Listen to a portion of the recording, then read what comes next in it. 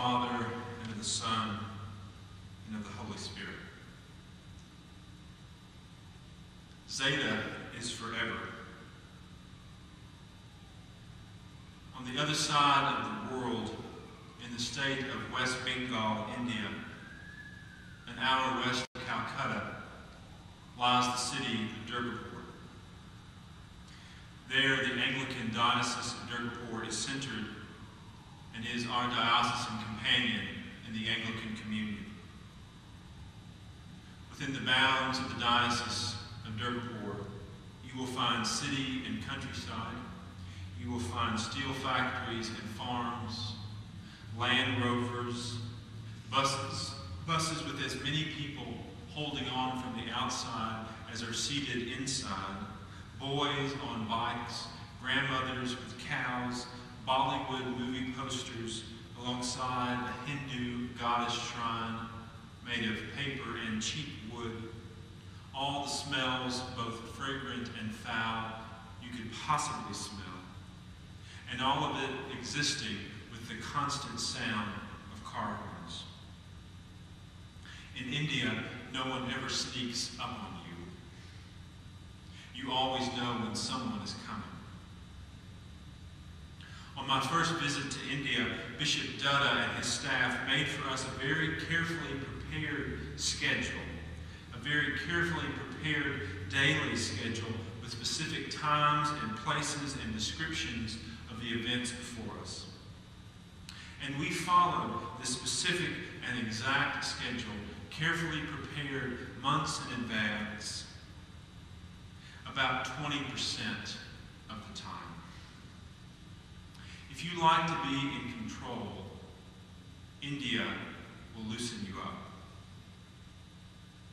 On a Tuesday morning, while our team from Western North Carolina was having a breakfast of boiled eggs and cornflakes, toasted white bread and wheat coffee, seated in the dining room with the biggest air conditioning window unit I have ever seen, which was always adjusted to the setting for combating global warming, Bishop Dutta entered and asked us to take an unexpected trip, which we had now always come to expect.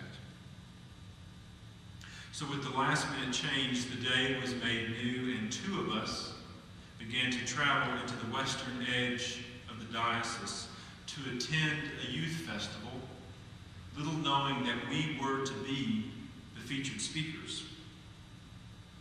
As our vehicle raced through the streets of Durgapur, which quickly gave way to the West Bengal countryside, we began people watching again, reminded every minute that we weren't in Asheville anymore. From the back seat of a Land Rover, driving too quickly on an unimproved road, I almost missed seeing the man at all. But because I wanted to avoid seeing just how close our vehicle was to the bus and to the bike, both headed our way, I turned to look into an empty field, and there I saw him. I saw the old man facing the road. The old man steadied a primitive plow against his hip. He wore heavy pants that seemed too warm for the late morning sun. It was his sweatshirt, however, that reminded me I was closer to home than I could possibly imagine. There in the farm field, the man with the heavy pants and the primitive plow wore a red sweatshirt with 3 white Greek letters, Zeta, Tau, and Alpha. Zeta is forever.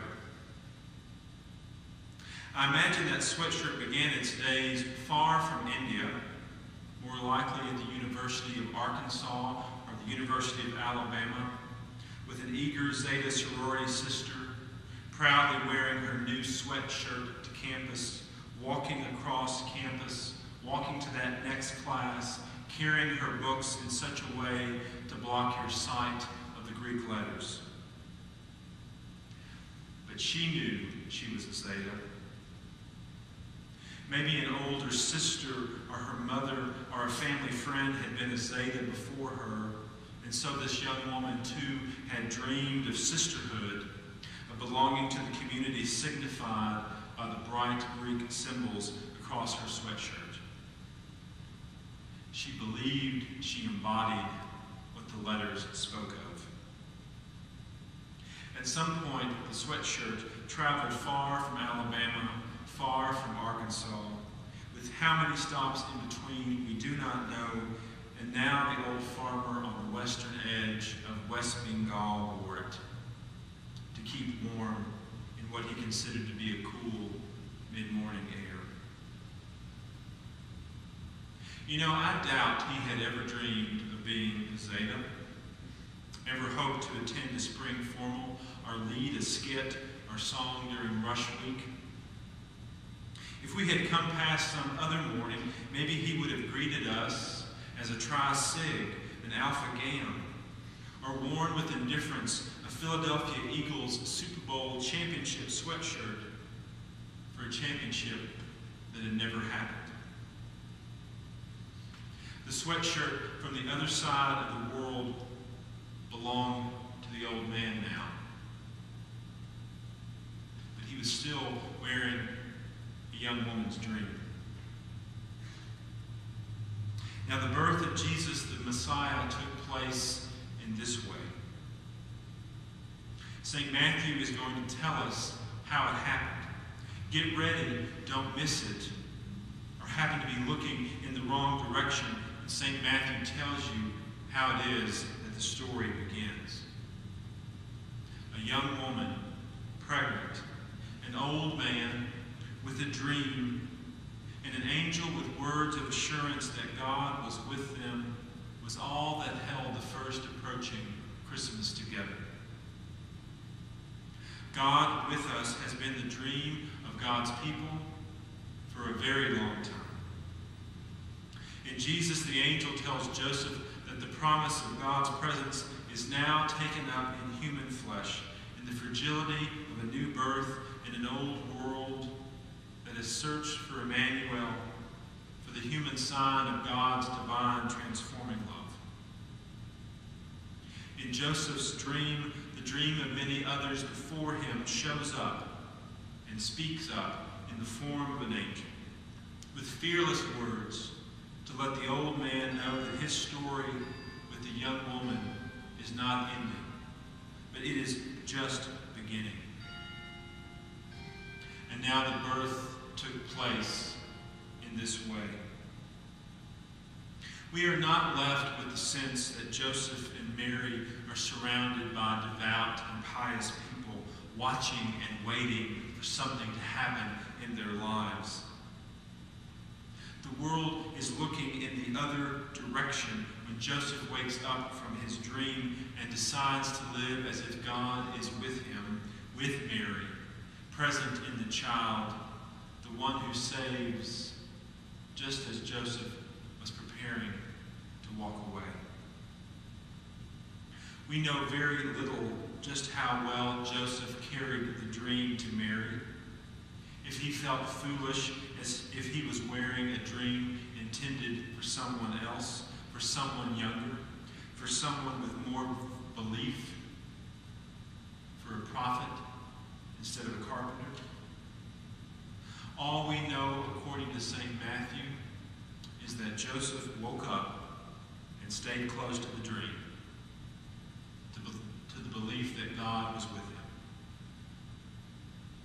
For centuries, the church has passed down this dream, allowing each generation to hear the dream again for the first time, until the time adds up and you hear it for the last time on this side of eternity. And the dream is this: God is with us. The dream is this: Emmanuel is in our midst. The dream is this: the Holy Family is the place from which God plans to transform the world.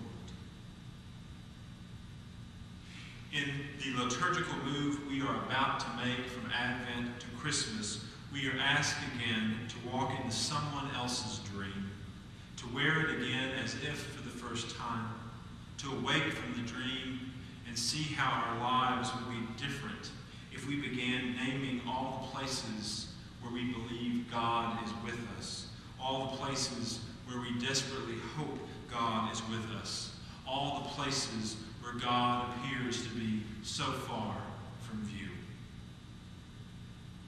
Others might tell you that you look silly wearing the dream of an old man, the dream of an old man about an angel.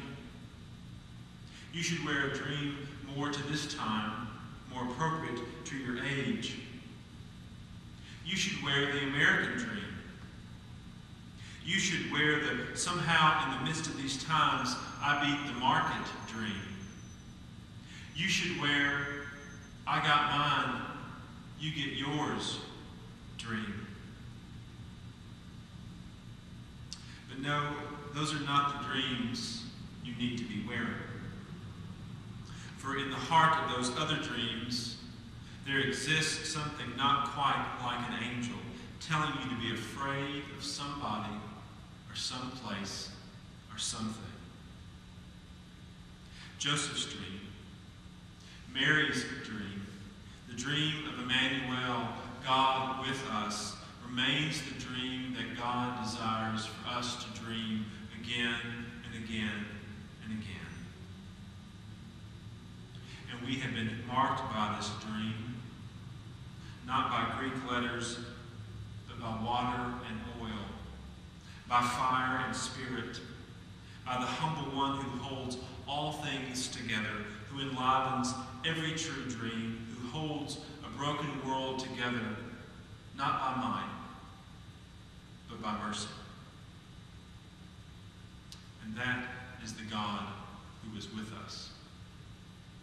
And that dream is forever.